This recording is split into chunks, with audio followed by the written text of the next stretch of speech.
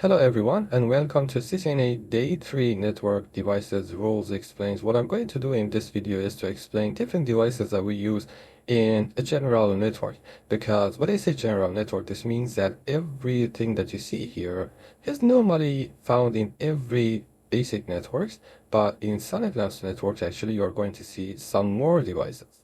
But some of the most important ones are going to be this ones: hubs, switches, routers, firewalls, and a lot of other devices, of course, are not discussed in here. So why should you really learn these devices? Why should you really know about these devices? Computer networks are like a city of people sending messages. Let's say that there are lots of people in a city, and they just start sending messages to each other. If there is no infrastructure in place, if there is no organizers in place, then what is going to happen? Everyone is shouting, everyone is trying to reach to the other side, but nobody understands nobody. This is kind of a chaos, and a lot of collisions are going to happen. And when I say collision, I mean real collisions, actually. And this is what happens inside your network. Let's just talk about the first device that we have, a hub. A hub, as a matter of fact, is like what it says. That's a hub.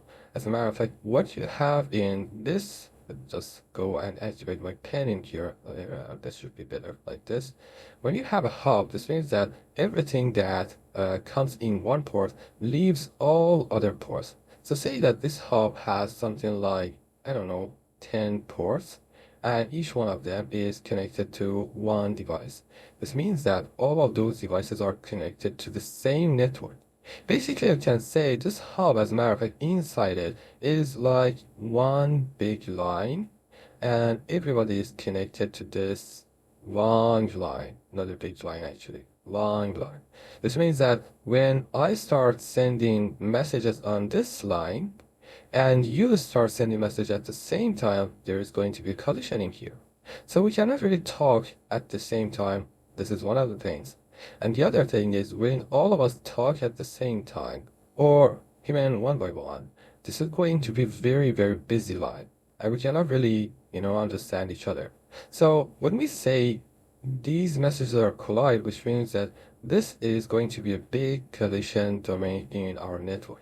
Also a big broadcast domain, because when I try to talk, whatever I say, everybody else hears it. And this is not actually my intent in a good network. So you should be very careful about using these. These devices actually are not found anymore, and they are very cheap, outdated devices. So even the simplest switches right now are very, very cheap, so you do not really need to go for a hub. So what is a switch? A switch is a device that kind of separates each port from each other. So let's say that this is a switch, and let's say that we have 32 ports on it. Each one of this is connected to a device. So when device 1 wants to talk to device 3, what happens? The switch doesn't send the messages to every port, so not everybody hears the message. The only person that hears the message is the receiver of the message. Of course, there are some exemptions for that. Let's say computer 1 wants to talk to computer 3, and the switch doesn't know where computer 3 is connected to. So what happens? We are going to send a broadcast, and this broadcast, of course, is going to leave this port, and it's going to reach to every device which is connected to these ports in here. This is not intended to, but when we are trying to find somebody in a crowd, there is no way other than shouting his name or her name, and then that person is going to jump up and say, I'm here, and from now on, we know exactly where that person is, and we can just start talking to them. So switches are intelligent in that case. We have, based on this, one collision domain per port. This is very important, because now we are not going to collide our messages with others. On the other hand, there is one broadcast domain. What it means is, if I send a broadcast, still, all the devices are going to receive that broadcast. So, single collision domain per port, but one big broadcast domain per switch, of course, is going to happen. We're going to talk about another concept later, which is called VLANs, and that's going to kind of visualize this device into multiple networks. What is the difference between hub and switch? So like I said, hub is going to be one big collision domain, one big broadcast domain. But switch is, of course, one collision domain per port, but one big broadcast domain still is there. Hub floods traffic. When I say flood, this means that this is going to send traffic on all ports. Switches flood traffic very, very rarely, specifically when we really don't know the destination of a packet, or we have a broadcast message in that manner. So switches direct traffic exactly to the destination. What about router? Routers, as a matter of fact, are very much similar to, let's say, a post office. Say this is my network, and I'm just going to have a post office in here, and I just call this R1. This means that there is another city in here which has another post office in here. Let's call this R2. When people want to send messages to outer boundaries, like this network from here to here, what's going to happen? We should really go from one network to another network.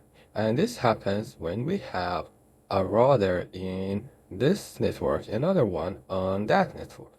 Now, between routers, of course, there could be switches, and routers still talk to each other using the ports that are connected to each other. But as a matter of fact, we are kind of masking some things inside our network. We have these devices which eventually are going to connect to this router like this. Let's say this is a switch. And then what is going to happen? Because we don't really care about the MAC address of the destination. All we need to know is how we can reach to this post office so that the post office can send the message to the other side. So I sent all my messages to this post office. The post office is going to send it to the destination post office.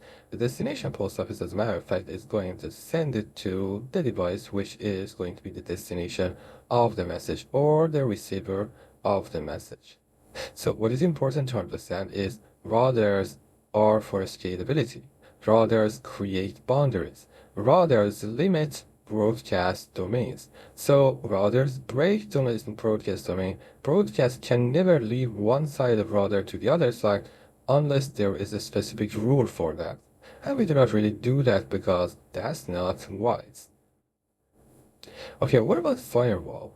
So we said, let's say hub is like a logos fixture. Switch is like, I would say like a librarian, right? So when you're in library, you want to send your message to another table, you just hand it to the librarian. Librarian can find the destination and put it in the disk, on the disk, at the disk. Okay, so what about routers? Routers, I just gave you an analogy for router as a post office. And firewall is the security dog or the security guard in our network. So the security guard, it just keeps the messages from entering or exiting if they are not supposed to. So what we are trying to do here is we want to make sure that not everybody can enter the city or exit the city if we do not really know that. So security guard is like that. So what we do is we actually inspect the messages. Inspecting the messages mean that we have to check the source of the message, the destination of the message, the port or the protocol number, and I say port or protocol number as a matter of fact, be careful about this. And even application layer data could be used for inspection. We can just decide whether we are going to allow the message to enter or exit, or we can block that specific traffic that we have in here. The focus is on security. It is not on routing. So basically, we do not really use our firewalls as routers. It can be like kind of default gateways, which I'm going to explain them later for you. But they are not supposed to be routers in the network. Okay, what about access points? This is very important. Nowadays, everyone uses Wi-Fi, and an access point, as a matter of fact, is a translator for Wi-Fi. What it means is, let's say that I have a switch in here, And this switch has multiple recipients in here, multiple ports that are connected to different devices. One of these devices could be the access point that we have in here, and this access point, as a matter of fact, translates the wired frequencies, the wired, let's say, electrical messages to wireless signals. And using that, different devices like handheld devices, laptops, I don't know, a lot of different devices can really connect to this Wi-Fi network, and from there they can reach to different parts of that network. And I tried to just draw something like this, but I was not successful in that. Anyway, this is very important. Okay, what happens if I have multiple access points connected to different parts of the network? Let's say there are other switches in the network that are connected to different other access points. Then in that case, instead of just managing each access point separately, we use something like an access point controller. So the access point controller, as a matter of fact, are like orchestra conductor. They are the kind of synchronizers for the configuration of all these access points, and make sure that the connectivity to the network is seamless throughout the network. Everywhere that you go, you'll have a seamless connection to the network. So access points, as a matter of fact, give us the connectivity to the network using Wi-Fi. Okay, so let's recap. What we had in here was different types of devices. The hub is one collision domain and one broadcast domain. So this is very important to understand. Later we are going to understand that hub is going to be a layer 1 device, which is a layer physical.